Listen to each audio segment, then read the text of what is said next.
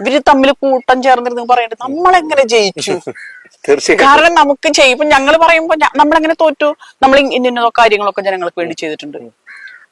പക്ഷെ ഇവന്മാര് ഇത് ചിരിക്കുന്നുണ്ടാവും, നമ്മളിത് എങ്ങനെ ജയിച്ചടാ എന്നൊരു പരസ്പരം ചോദിക്കുന്നുണ്ടാവും.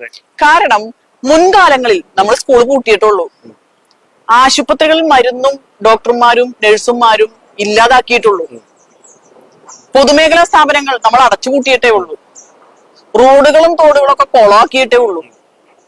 ഇങ്ങനെ നമ്മൾ ഇത്രയും അധ്യാപകരുടെയും ജീവനക്കാരുടെയും 15% സാലറി കട്ട് ചെയ്യണം.